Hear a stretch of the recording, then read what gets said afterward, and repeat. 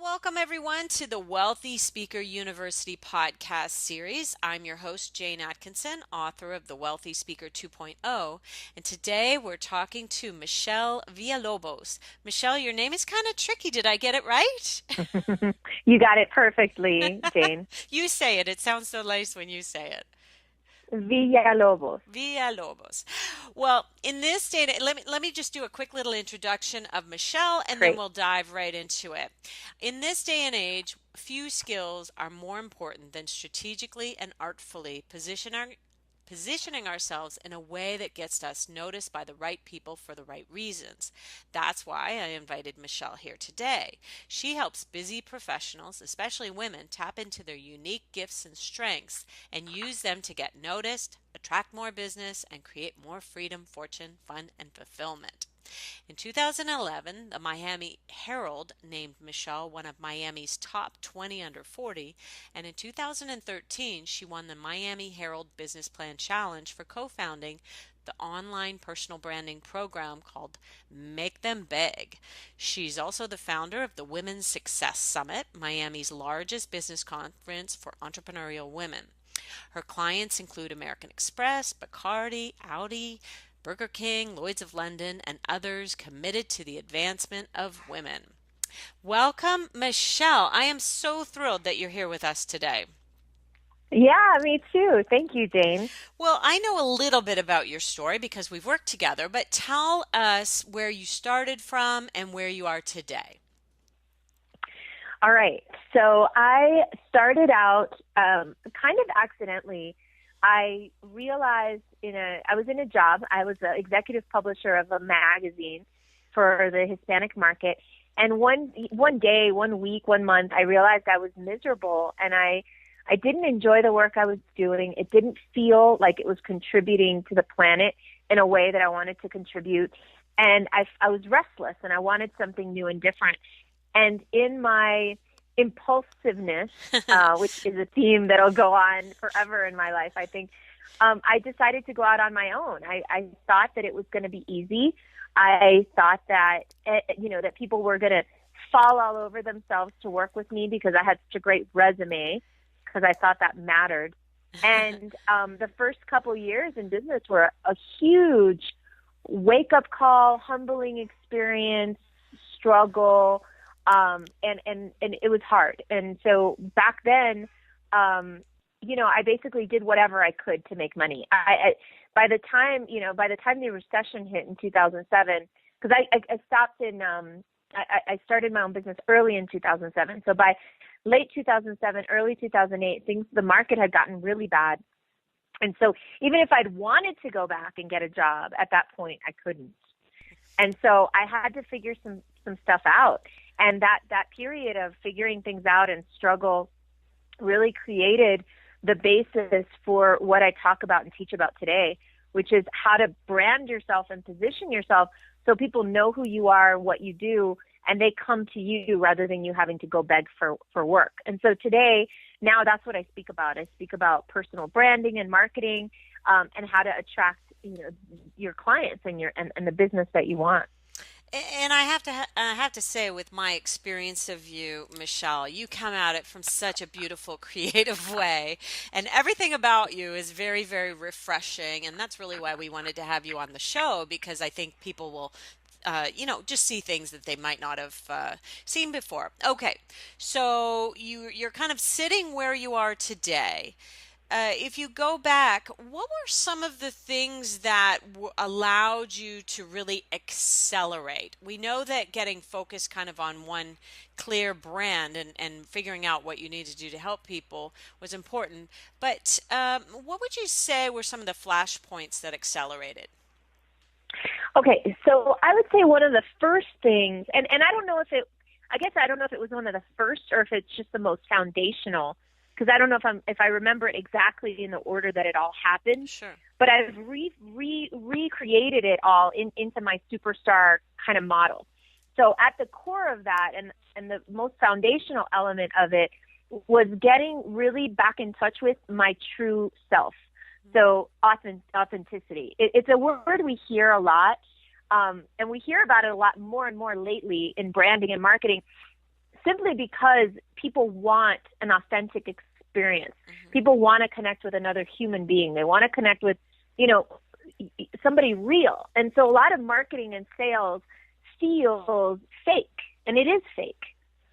And so I would say at the very core, one of the biggest flashpoints was that when I realized that the more authentic I was, the more vulnerable I was, the more real I was, the more people responded. And the more deeply I could connect, and the more likely that I would generate business and money at the other side of it.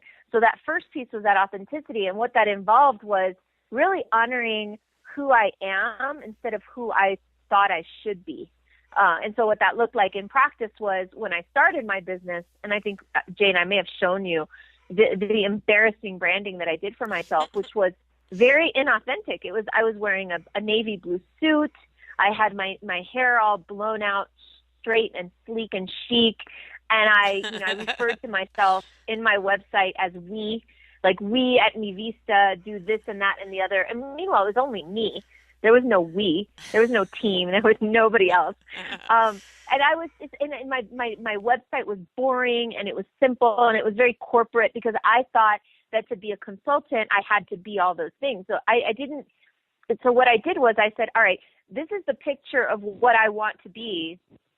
Now I have to go mold myself and fit into that box, right? Mm-hmm. And that box was boring and drab and somber and serious and not at all really who I was. Wow. And so it wasn't until I said, okay, wait a second, who is Michelle? And I'm fun and I'm playful and I'm, irreverent and all these other things. And then I started making the brand, i.e. the colors, the pictures, the wording, more aligned with that people really started to respond. So that was the first piece. Wow. It's almost like you unlocked the crayons, all of the crayons in the package instead of just one color.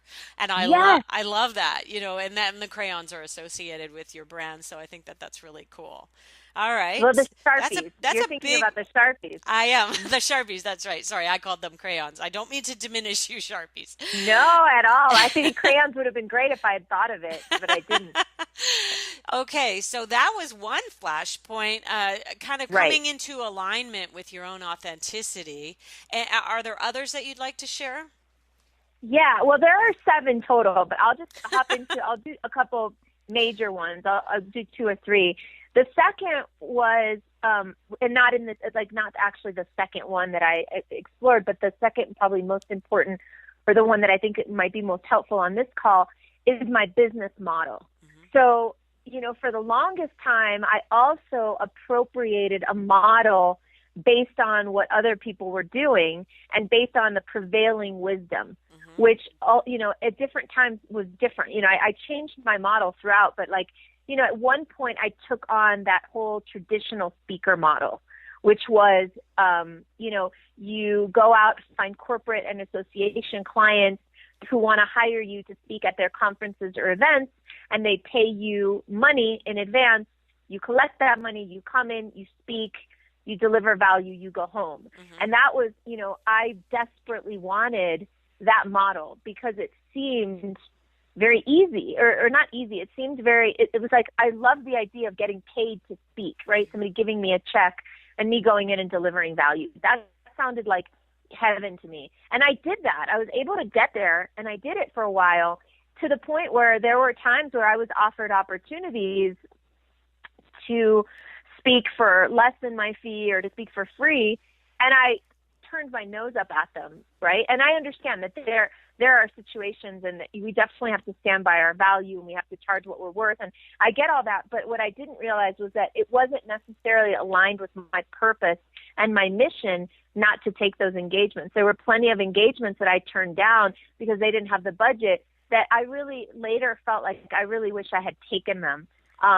From a purpose perspective, and now I know I could have easily monetized those and made way more money on the back end had I known at the time how to do that. And so that was a big shift for me, was when I shifted my model from the straight up traditional platform speaker model to a more hybrid model where I still do that kind of work, but I also have ways to monetize when I stand in front of an audience of ideal clients, how I can generate retreat retreats, immersions, coaching, consulting, and other opportunities from those audiences. Wonderful, wonderful. And I really love that you're saying that because this umbrella, we call it an umbrella in the wealthy speaker world, Yes, can be anything that you want it to be. And we do talk about, maintaining your fee when it's the right idea. But what if your model shifts from seeing the revenue there to having that actually drive other revenues? I think that it's up to everybody to decide how exactly what's going to be the rainmaker and what comes down from there. It's your business to run whichever way you want. exactly. Right. And then part of it, which goes back to another step of the pyramid, which is aligning your business with your lifestyle. So for years, I had it that business had to be hard. It had to be a struggle. I had to be a sacrificing that, like, and this is the model I learned from my Cuban father, Hmm. right? That work is hard. It's not fun. And if you're enjoying it, you're doing something wrong. And Wow. and I know. I mean, and I think I'm not the only one, Jane. I hear from a lot of people that this is the model that they grew up with too, Hmm. right? Like that, and so that's where I made a shift also with aligning my business with the lifestyle that I want. So I'll give you an example. Last year I went on a road trip for the whole year. Actually, it was 9 months because I ended up stopping in Colorado and ended up staying here. But, I went on a road trip for the year because I wanted to. And what did I have to do? I had to change my business model to fit that lifestyle. In the old days, I would have said, oh, I can't do that because Right. because my lifestyle, had to fit around the business. Now I say, well, what do I really want? How do I make my business work for that? How do I align it with my vision for my life? And Yeah. I no longer live from a place of this is reality, this is what has to be. I live from a place more of what do I want to create? And then Dreaming. I go create that. Yes, yes. And you bring up your dad. It makes me smile because my dad always was laughing at me. Ha ha ha ha, it's Friday. Are you taking the day off today? He thought that was hilarious that I took Fridays off in the summer because it just wasn't a part of his realm of possibility in his own life. He Exactly. he worked in a 9 to 5 job. And so I think dreaming up the lifestyle that you want. And I too, I'm waiting for my husband to retire so that we can become more mobile.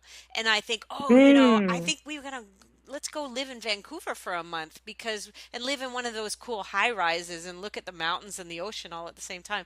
Oh, nice. That's the dream for me. I don't know if I have him on board with that. But Well, that's part of the plan, right? Getting right. him on board, enrolling him. Exactly. We're working on that. Okay, so I think that this is terrific. Are there any other flashpoints that we have failed to mention that you think are really important? Yeah, I guess for this audience especially, I spent so long, and this kind of goes back to my childhood a little bit. I think I had this like fantasy about. Did you ever watch Star Search, Yeah, Jane? yeah, yeah. Okay, so I had this like Ed McMahon fantasy that I was going to get discovered one day. That I was going to I was so talented and what smart and whatever that one day I would be discovered. And I sort of didn't realize that that was in my subconscious. That I was just kept waiting for someone to discover me. And when it came to speaking, I really wasn't initially, I would put myself out there. I'd ask people, do you have a speaking engagement or do you know of an association? And things weren't happening, and I was getting frustrated. And then I decided to start doing making my own stages. I was like, if they're not going to put me on a stage, then damn it, I'm just going to create my own stage. I love it. And Brilliant. so that's what I would recommend. Like if you're not finding the opportunities that you want, create them. I started doing workshops let me tell you something. Learning to fill my own events and becoming, committing to that was a huge. It made me stretch in a lot of ways, and now I think it's one of my assets is that I know how to fill a room. Wow.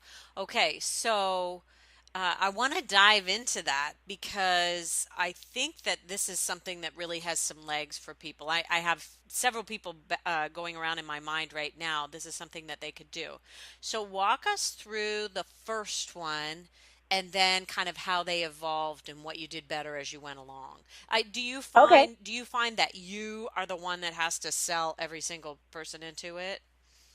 Not anymore. Okay. Not anymore. But Okay. in the beginning, yeah. Okay. Sadly or unfortunately, yeah, that's what I learned. So in the beginning, actually, my very first engagement, I did not fill the room myself.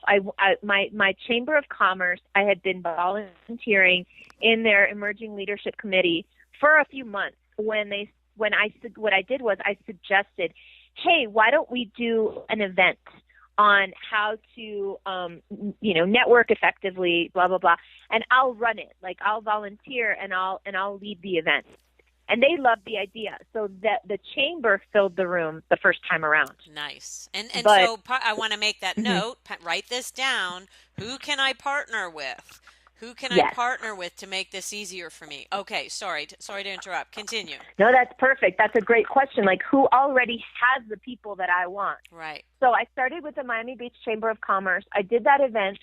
And then what I did at the end was I offered to give people, I think it was a slideshow for the events in exchange for their business card, which I would add to my email list. So that was the beginning of me doing my email list.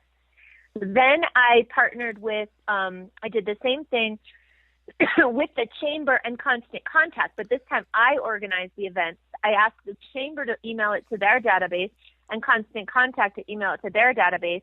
And I let both of them speak at the event, but I put together that event. We ended up getting 100 people into that event, or actually more than 100, because we did a morning session and an afternoon session. Very So that nice. was my second event. The first one was about networking.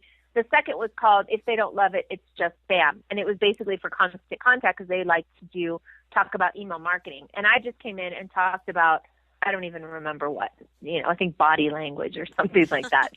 And then I started to say, okay, I really like doing these workshops and stuff.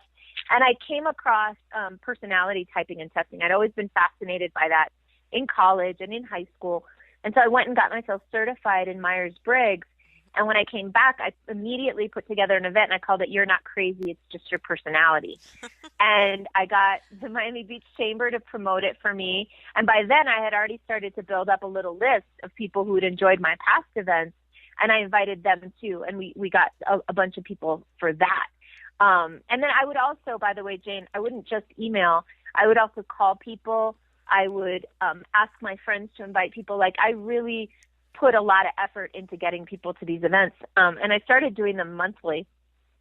I did one called You're Not Crazy. I'm sorry. I did one called Communicate Powerfully Without Being a Bitch.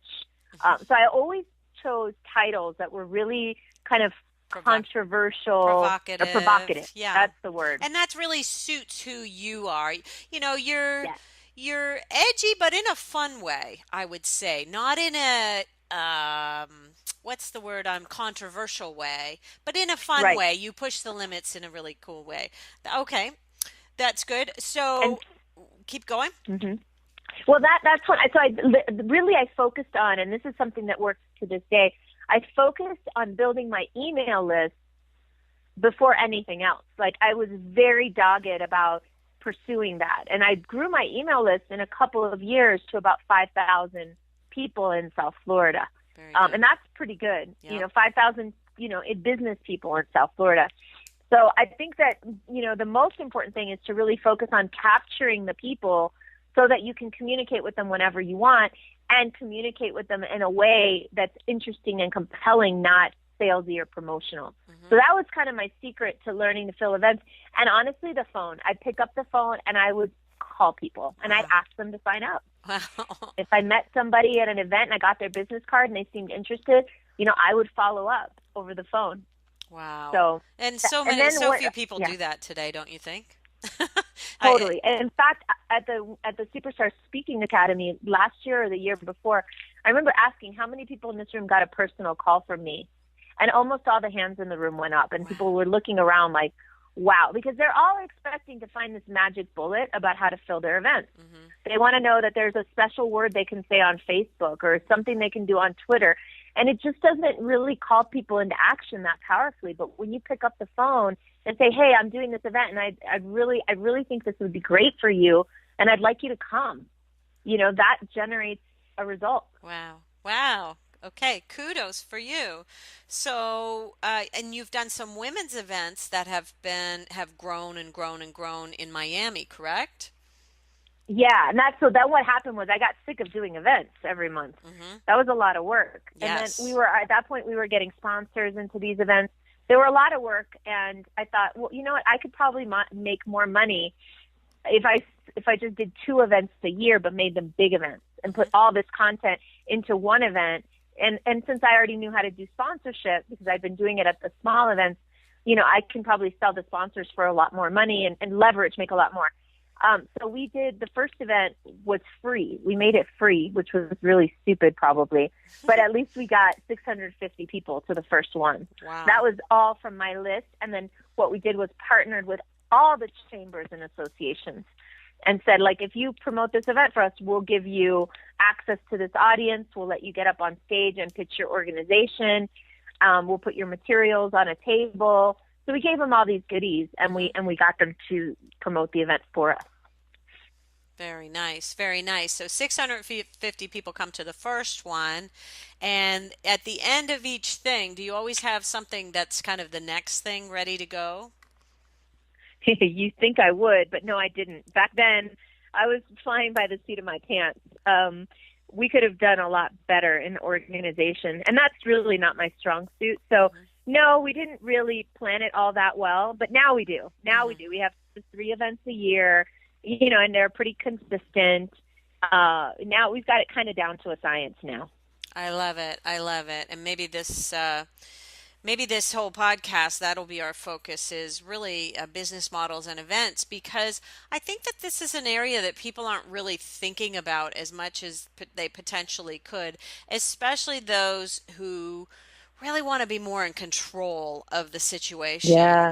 They get 1 gig 1 month and then 3 the next month and then 1. And so they want to try to stabilize things for themselves cash flow wise. Totally. So you've learned so much along the way in terms of doing these events. You're very inspirational in terms of telling people to pick up the phone. But who would have thought? I certainly haven't picked up the phone to call anybody. And my own, I just ran one of my first kind of bigger events. I've been doing smaller ones for a few years, but my first big one last year, and I learned so much, and I still haven't really decided how to do the next one because some things worked really, really well, and then a small part of it didn't work as well as I would have liked. And so I'm not even sure how to move forward. How did you revamp and regroup and come back with something newer and better each time? Yeah. Okay. So what we've done is there's so many things that I could address there. That's why I'm trying to figure out where to start. The number one thing was working kind of backwards, beginning with the end in mind, right? Mm-hmm. So what I got in the beginning was, that we were doing all this work to make, money on sponsorships, some money on ticket sales. But at the end of the day, it really didn't seem like it was worth it for all the work that went into those events. So the first thing was, when we really kind of took our events to the next level, it was like, well, what's the objective here? What are the outcomes? And that's when I got clear that my events had to be a platform into something bigger. In other words, we had to sell at the events. Mm-hmm. And I resisted that for a really long time. I felt icky about it. I didn't want to sell from the stage. I had all this weird resistance to selling. And so the first thing I had to do was really acknowledge that my events were our biggest opportunity for revenue, and that as long as we delivered tremendous value in the events, it was perfectly okay to get up there and say, hey, for those of you who are interested in taking this to the next level and working with me further, here's how we can do that. Mm-hmm. And so I once I'd started doing that, then our events like doubled, tripled, quadrupled in revenues. And when you're making 2, 3, 4 times as much, you can invest some money into taking the event up to the next level. That's what we did. I mean, ultimately, we were always trying to get by on a shoestring, kind of scrape by and not spend too much, because we weren't really monetizing the events fully. Once we started to do that, it was like much easier to say, okay, let's take 10,000 and invest it into the infrastructure, the back end and the registration and the marketing and all that. Or, let's hire a higher level production company. Right. And once we started doing that, getting better people, to the table to do these events with us, the caliber of the events shot up. So actually last thing I'll say is that our next Superstar Speaking Academy is going to be like off the chain. It's like we've really invested in the materials that people are going to get and the experience that they're going to have and the speakers that we're bringing in, because we now really value this as such an important piece of our business model. Wonderful. Wonderful. I love it. So 3 events a year, map them Yeah, out. And so you've got Superstar Speaking Academy. What month does that run in?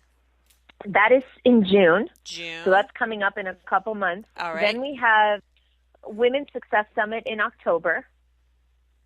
Okay. And we're doing a new event in February called, we haven't actually established the name yet. It's most likely going to be called Work and Play Every Day. Mm-hmm. And it's about building a lifestyle business. So a business that Ooh. revolves around your life rather than the other way around. And we're also doing an online event. So we're doing a teleconference or a telesummit. So it's 21 speakers, which you're going to be, I hope, one of my speakers. Mm-hmm. Yes. And that's an online event to build our email list. Wonderful.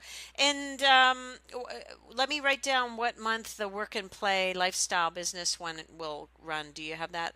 June, October? February. February. Yes. Okay. Okay, great.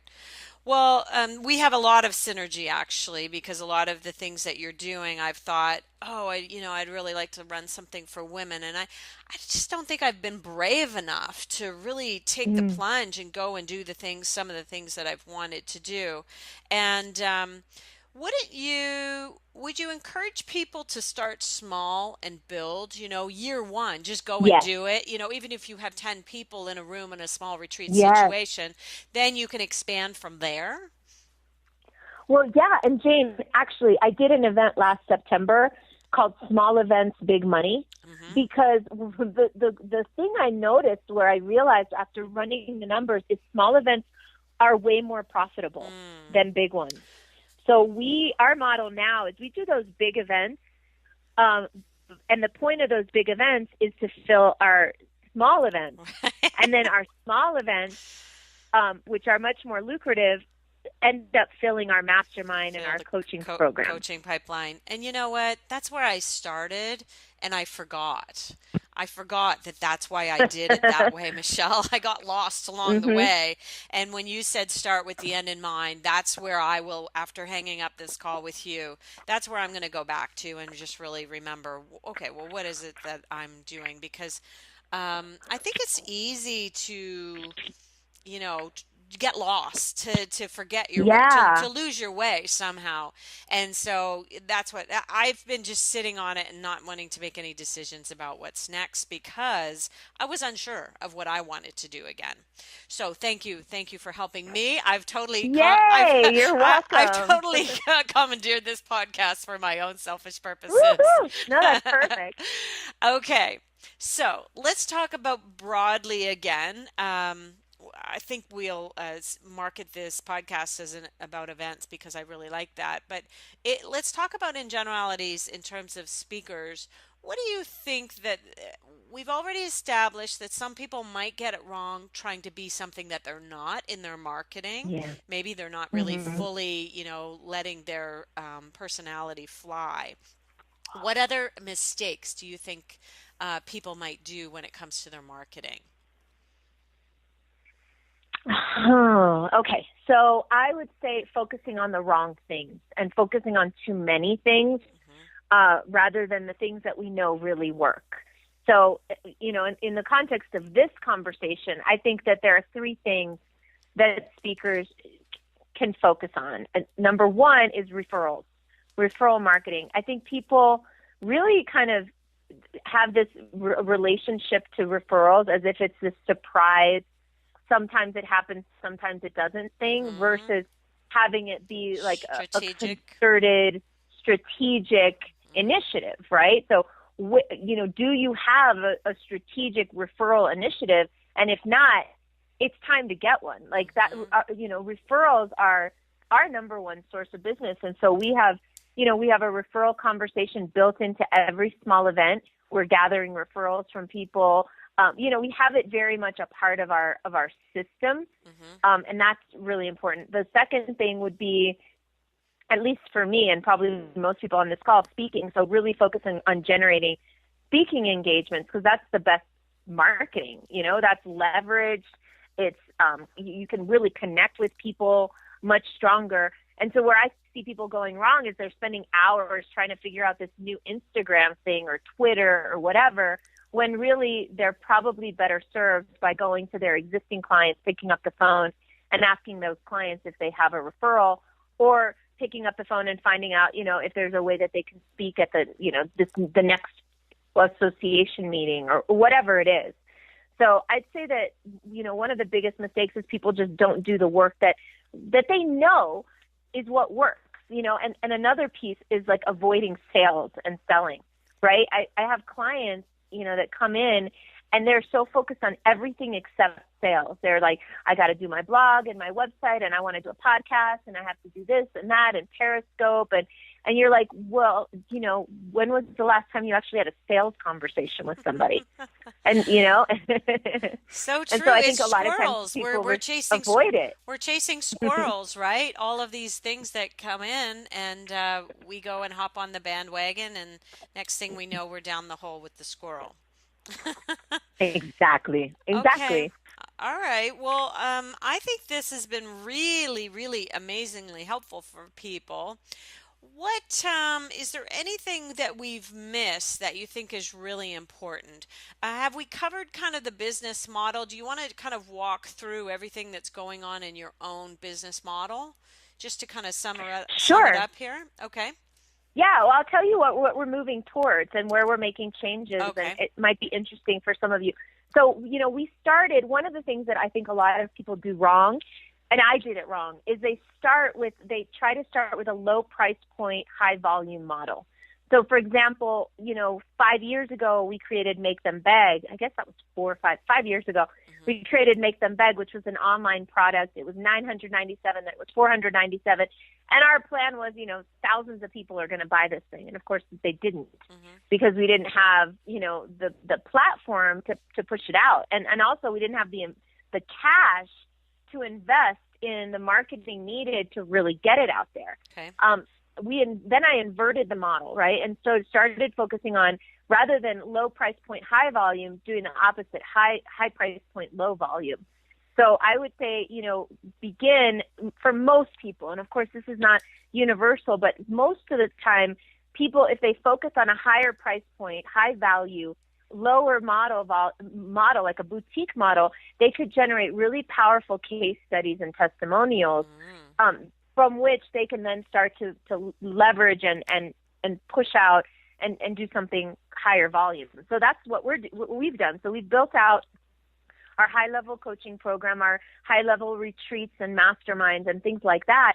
And that's generated enough cash that now we're building out the online funnels. So now what we're going to be doing is, instead of filling our events only from speaking engagements and email marketing, we're going to be doing virtual workshops, so like webinars. Hmm. So these virtual workshops will deliver a lot of value, of course.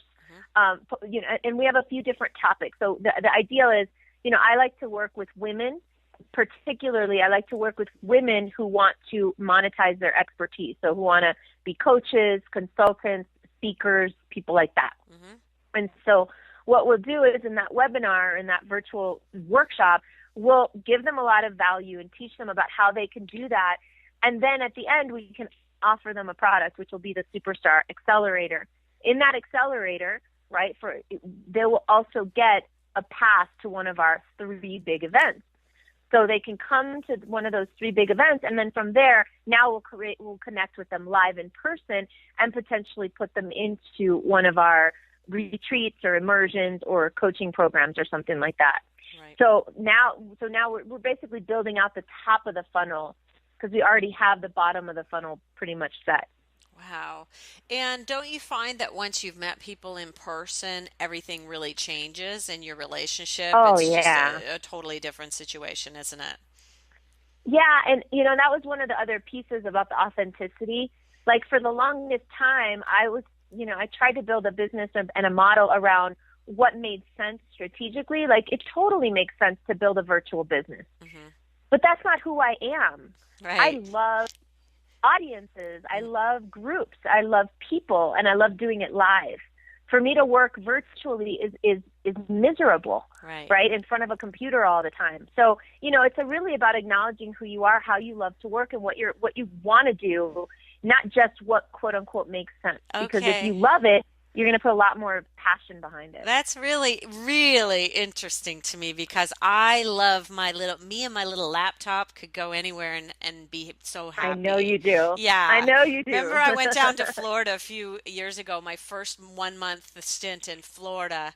I was coaching people, looking out at this beautiful scenery, and I was so, so happy. I don't have that audience need that you have.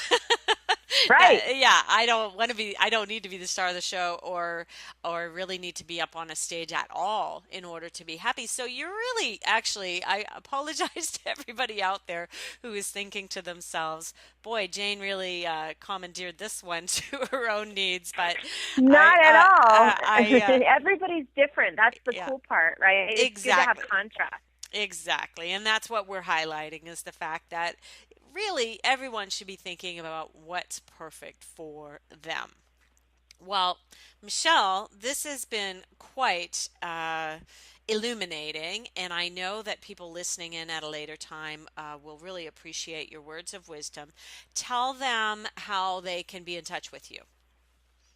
Oh, sure. Okay, you can go to. There's a few things you can. I think the best thing is you can Google me, or go to my website michellevillalobos.com and sign up for my email list. Okay. Or, I mean, actually, if you want, I can give them something kind of cool. If you want, would you like me to do that? Yeah, Give them absolutely. a gift. Okay, so Yes. we have this event called Superstar Speaking Academy, and we just yesterday created a page to give away highlights from that event. Ooh, Um, so yeah, so they'll get like highlights, some really good content actually from that event if they go to shelebrity.com, which is SHE Lebrity, shelebrity.com, and they can log in, or they can just give the email and they'll get a login information so they can watch the highlights from Superstar Speaking Academy. perfect. That is perfect. I'm sorry I put you on the spot there. So, No, that's okay. I should have been ready. I was ready. You were ready. You just didn't know it. Okay. Well, I didn't know. thank you so much, Michelle. I'm looking forward to being a part of your event in the future. And Yes. thank you very much for our listeners for joining us on the Wealthy Speaker podcast.